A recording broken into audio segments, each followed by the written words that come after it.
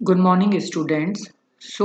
After all the theoretical concept related to the cost accounting, now I'm going to explain the practical portion. Okay, so आज से हम कौन सा topic start कर रहे हैं? Practical related questions related topics start कर रहे हैं. ओके, सबसे पहले आज मैं आपको एक्सप्लेन करूंगी how to prepare cost sheet.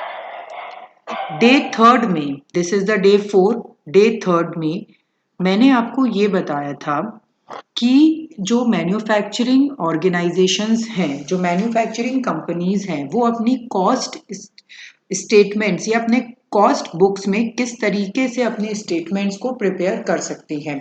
तो उसमें हमने देखा था कि 3 मेथड्स होते हैं टू आउटपुट कॉस्टिंग के. First, cost sheet. Second, statement of profit. And third is production account. तो अब हम उसमें से फर्स्ट ले रहे हैं, that is cost sheet. This is the very important point. Okay, जितने भी प्रैक्टिकल क्वेश्चंस आते हैं उनमें बेसिकली आपको या तो कॉस्ट शीट बनानी होती है या फिर स्टेटमेंट ऑफ प्रॉफिट बनाना होता है. इसके अलावा प्रोडक्शन अकाउंट प्रैक्टिकल पार्ट पे इतना इंपॉर्टेंट नहीं है. ओके, सो स्क्रीन पे देखिए, types of cost sheet. We have a 4 types of cost sheet. हम 4 तरीके से कॉस्ट शीट बना सकते हैं. Simple cost sheet, cost sheet with profit, cost sheet with statement of profit, and the fourth is comparative cost sheet. Now मैं आपको ये चारों मेथड्स अलग से एक एक करके एक्सप्लेन नहीं कर रही हूं. मैं जो मेन हमारे फॉर्मेट ऑफ कॉस्ट शीट है, जो कि सारे क्वेश्चंस में आपको यूज करना है, वो ही बता रही हूं. ये 4 टाइप्स ऑफ कॉस्ट शीट तो मैंने आपको थ्योरेटिकल कॉन्सेप्ट के हिसाब से बस एक बार बता दिया है. ठीक है, जो मेन फॉर्मेट है कॉस्ट शीट का वो ये है जो आपको स्क्रीन पे दिख रहा है अभी. फॉर्मेट ऑफ कॉस्ट शीट, सबसे पहले हेडिंग आ जाता है इसमें कॉस्ट शीट ऑफ. यहां पे कंपनी का नेम आता है.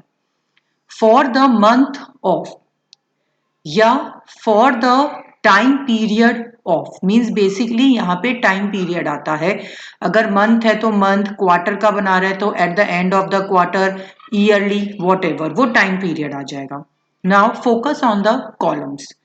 First column is particulars. Second, details यानी बेसिक अमाउंट्स आते हैं.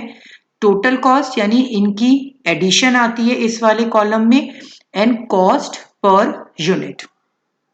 ऑब्वियसली आपको ये ध्यान रखना है कि कॉस्ट पर यूनिट का कॉलम आप कब बनाओगे? जब आपको क्वेश्चन में आउटपुट गिवन है. अगर आपको क्वेश्चन में आउटपुट ही नहीं गिवन है तो कॉस्ट पर यूनिट का कॉलम नहीं बन सकता. क्योंकि कॉस्ट पर यूनिट हम कैसे निकालेंगे? जब हमें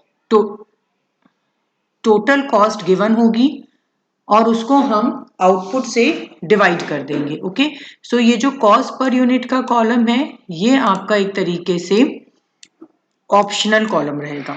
नाउ अब आप यहाँ के जो मेन कंटेंट्स है which is given in the particular, उस पर फोकस करिए. सबसे पहले यहाँ पे आपको ये ध्यान रखना है कि these item should be in sequence. It means all items नहीं, बट कुछ आइटम्स ऐसे होंगे जिनको आपको सीक्वेंस में लिखना है. सबसे पहले हम पुट करते हैं direct material which is raw material consumed. इससे रिलेटेड जो इंफॉर्मेशन है वो ये हैं जो आपको क्वेश्चन में दी हो सकती है. रॉ मटेरियल कंज्यूम्ड का अमाउंट कैसे निकलता है? या तो आपको डायरेक्टली क्वेश्चन में अमाउंट दिया हुआ होगा, नहीं तो ये इंफॉर्मेशन दी हुई होंगी. Opening stock of raw material, add material purchase, add carriage inward या फ्रेट इनवर्ड भी हो सकता है, less closing stock of raw material.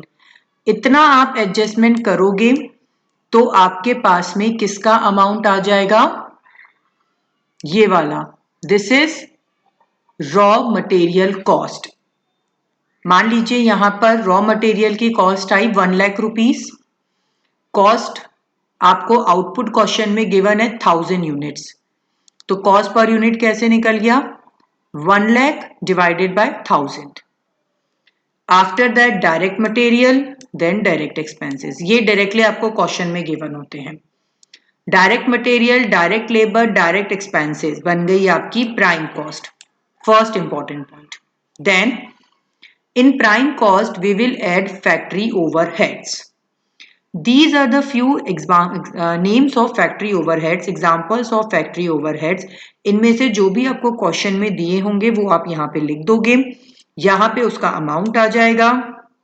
After that ये आपकी फैक्ट्री ओवरहेड की टोटल आ गई। नाउ अब आप यहाँ देखिए, मैंने यहाँ पे लिख रखा है less sale of scrap.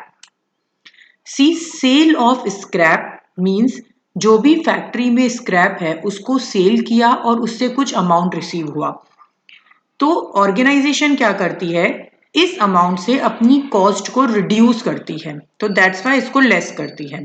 But sale of scrap को लेस करने के रूल्स अलग अलग हैं। Sale of scrap can be reduced from the cost of raw material, from the factory overheads and from the factory cost. इन तीन में से किसी भी एक प्लेस पे आप उसको लेस कर सकते हैं। इस depend on the question to question कि हम कैसे करेंगे, बट यूजुअली रॉ मटेरियल में से और फैक्ट्री कॉस्ट में से हम उसको तब लेस करते हैं जब क्वेश्चन में इस तरीके की लैंग्वेज लिखी होती है कि स्क्रैप में be valued on the cost of material और स्क्रैप में be valued on the factory cost. Otherwise usually ये किस में से लेस हो जाता है, फैक्ट्री ओवरहेड्स में से लेस हो जाता है। ओके, सो जो क्वेश्चन में गिवन होगा उसके हिसाब से आप कर लीजिएगा। आफ्टर दैट ये आपने लेस किया, ये आपके पास क्या आ गया, ये फैक्ट्री कॉस्ट हो गई। बट अगेन अगर क्वेश्चन में WIP गिवन है, WIP means work in progress, अगर हमें क्वेश्चन में वर्क इन प्रोग्रेस का opening and closing stock given है, देन हम क्या करेंगे, जो हमारे पास में ये अमाउंट आया है प्राइम कॉस्ट में फैक्ट्री ओवरहेड ऐड करके जो अमाउंट आता है उसमें हम opening and closing stock of WIP का एडजस्टमेंट करते हैं। फिर आपके पास में जो अमाउंट आता है वो होती है आपकी फाइनल वर्क कॉस्ट और फैक्ट्री कॉस्ट। बट WIP से रिलेटेड भी जो एडजस्टमेंट है वो 2 प्लेस पर किया जा सकता है। First, WIP can be valued at prime cost, आप इसको प्राइम कॉस्ट के अमाउंट में भी एडजस्ट कर सकते हो और आप इसको फैक्ट्री कॉस्ट के अमाउंट से एडजस्ट कर सकते हो। It's depend on the question कि क्या कह रखा है। अगर कुछ नहीं कहा तो हम फैक्ट्री कॉस्ट में से कर देते हैं, ओके, और अपना ये फुटनोट डाल देते हैं। सो आपको ये 2 पॉइंट्स ध्यान रखने हैं। सो प्राइम कॉस्ट, उसमें हमने ऐड किया फैक्ट्री ओवरहेड्स का, देन WIP का एडजस्टमेंट किया, तो जो अमाउंट आता है that is called work cost. After that work cost में हम क्या ऐड करते हैं, ऐड ऑफिस और administrative overheads. These are the examples, आप यहाँ पे फिगर्स लिखेंगे। वर्क कॉस्ट में ऑफिस ओवरहेड ऐड करने के बाद में जो हमारे पास में कॉस्ट आती है that is called cost of production. If opening stock and closing stock of finish goods given in question, it's always valued from the cost of production. इसको यहाँ आप एडजस्ट कर दोगे, ओपनिंग ऐड हो जाएगा, क्लोजिंग लेस हो जाएगा, तो आपके पास में जो मेन आंसर आ जाएगा वो क्या आ जाएगा, cost of production of goods sold.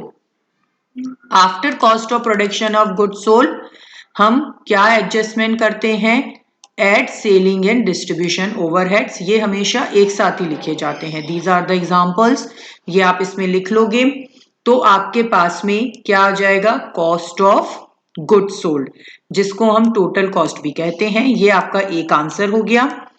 Now अगर प्रोडक्शन आउटपुट दिया हुआ है तो उससे डिवाइड करोगे तो this is your cost per unit. Now जो प्रॉफिट एंड सेल्स वाला पॉइंट है, इट डिपेंड ऑन क्वेश्चन। अगर आपको क्वेश्चन में सेल्स दी हुई है तो सेल्स लिख लेना, तो बैलेंसिंग फिगर में प्रॉफिट या लॉस आ जाएगा।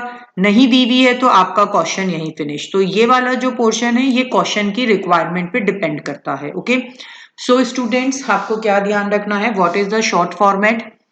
Direct material plus direct labour plus direct expenses is equal to prime cost plus factory overheads is equal to factory cost plus office or administrative overhead is equal to cost of production. Okay, then opening and finished goods का adjustment करेंगे तो cost of production of goods sold. Then add selling and distribution overheads, we will find out the cost of goods sold or the total cost. Okay, this is the main format of cost sheet. You all need to learn this format. आपके जो दो chapters हैं पूरे, output costing 1 and output costing 2, वो पूरा का पूरा सिर्फ इस कॉस्ट शीट के स्टेटमेंट पर ही डिपेंडेंट है। आगे जब आप स्टेटमेंट ऑफ प्रॉफिट पढ़ोगे तो वो भी मेन इसी पर ही डिपेंडेंट है। ओके, सो मेन आपको अभी किस चीज पे फोकस करना है, इस स्टेटमेंट को लर्न आउट करने पे। Okay, and these are the adjustment for sale of scrap and WIP. Fine? Okay. Thank you.